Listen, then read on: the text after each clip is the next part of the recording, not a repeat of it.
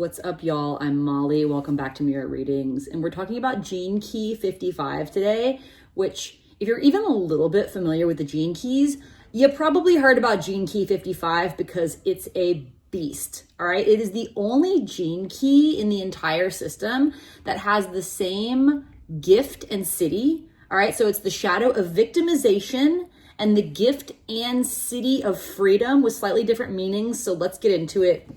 I'm just gonna bust out the big book for this guy because Gene Key 55 is one of those ones where like you get to the chapter and you're like, wait, what? So if you've Gene Key 55 anywhere in your profile, you gotta just read this whole chapter yourself, and you might wanna read it like once a year for the rest of your life because there's so much happening. But Gene Key 55 is divided into 3 parts, okay, that overlay the shadow, the gift, and the city. The first one is called the Great Change, okay? And I'm just gonna read you a little bit from here. Y'all, we are alive at a deeply romantic moment. Actually romantic. It is a moment in which the prince kisses Sleeping Beauty and suddenly she fully awakens.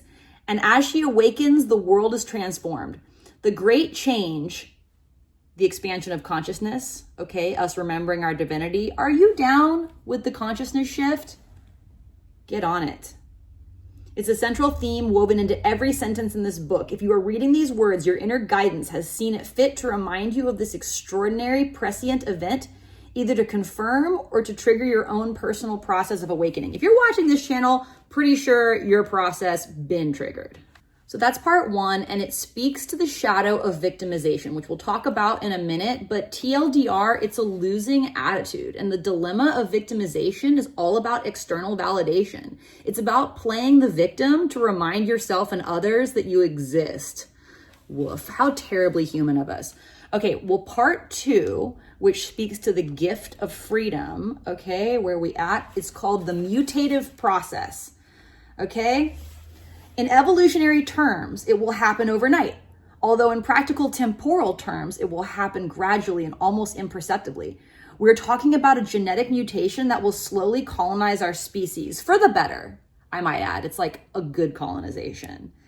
The old human will literally be bred out of humanity. This means very soon there will be children born among us who carry the full mutation, okay? This totally expanded consciousness, this ongoing connection to our higher consciousness, to source consciousness, and it's gonna spread through the gene pool.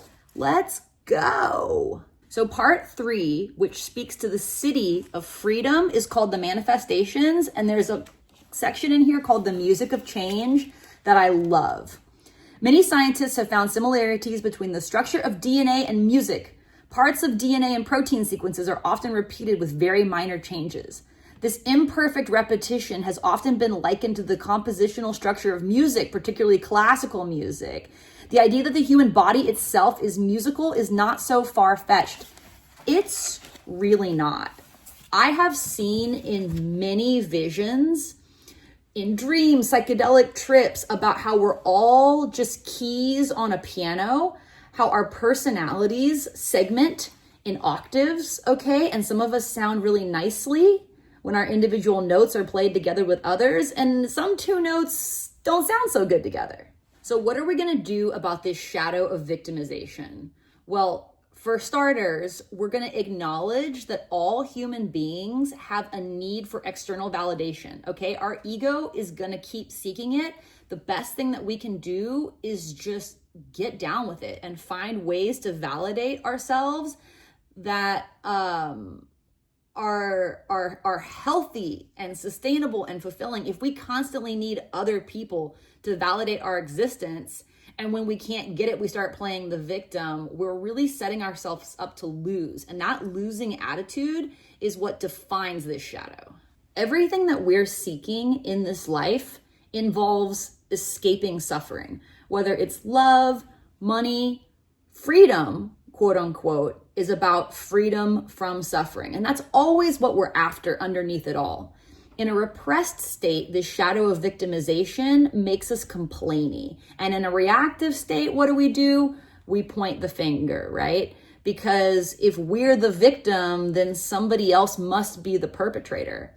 I'm not sure if you've ever heard of the triangle, the drama triangle of the human experience, but it goes perpetrator, victim, savior, perpetrator, victim, savior. Where are you in this arc of drama? Okay, because usually, consciously or unconsciously, we are playing one of these characters when we're in that losing attitude and we're seeking that external validation.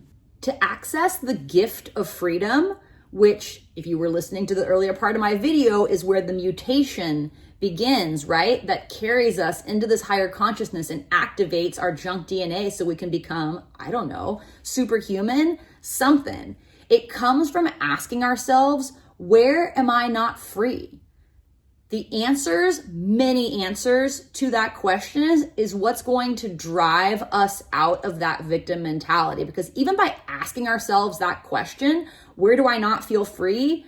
We are taking responsibility for ourselves. No longer are we playing the victim or seeking external validation. We are self-validating and we are pulling ourselves out of victim mode. You can't chase down freedom, all right? It arrives in one fine flash, like an explosion. And freedom can feel kind of slippery when we're in our intellect, right? But when we move from up here to down here, we know what freedom feels like in our hearts. And the best way to put it into words, I feel like, comes straight from Richard Rudd, which is to be truly free is to be unburdened by agenda. That includes our own subconscious agenda or our own ego agenda to be validated, our own survival agenda to stay alive and be top dog or whatever. To be truly free is to let all this go and be able to be with what is regardless of the content. In freedom, we're not rushing or pushing. And if we do have an agenda, we're completely aware of it and willing to drop it. And as we move from the city of freedom, from the gift of freedom to the city of freedom, all of this awareness just expands until we're totally re-merged with our higher consciousness, with source consciousness. Yes, all of the cities have this feature, right? That's what enlightenment is all about. But this city, unlike all the others, is literally just the gift like this, dilated. When we're in that state, freedom works through us. We're just an empty vessel for divine freedom to express itself. We have no agenda. We have no need for validation. We are completely self-sustaining and totally merged with higher consciousness. When we're totally devoid of any story about ourselves, by the way, this includes stories that validate our identity, validate our suffering, low key, like all the stories we tell ourselves that keep us locked into any one state of being, it's a form of victimization. We are victimizing ourselves by holding our idea of ourselves in a holding pattern. We do this to other people all the time too, right? We hold them in bondage by having an old story about them and not being able to see them with fresh eyes. Maybe being able to see ourselves and others with fresh eyes and an open heart is what actually allows change to occur. And we are truly free when we are free to change.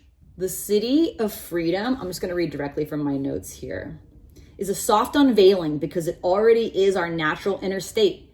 And it comes from living the answers to the question, where do I not feel free? We begin to see where we keep distracting ourselves from our own pain or indulging it as a means of getting attention. The external drama of our lives starts to die down, and we draw back into ourselves as we become an audience to our own fate. Stop interfering with life and allow life to live us. Whoo! When we stop pushing against the flow of life, we enter flow state. Play, accept, allow, love, and we're truly free. The city of freedom exists beyond duality and human drama entirely because we realize there is no right or wrong. No good or evil. Ugh, we're so steeped in duality in this dimension. It's really hard for people to get down with that.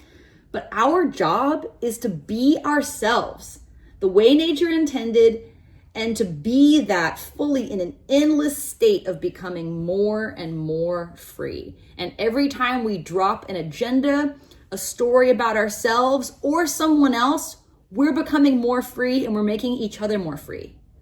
I'm Molly. Thank you so much for visiting my channel. Please subscribe. And if you'd like to get a Gene Keys reading from me, please visit my website, mirrorreadings.com.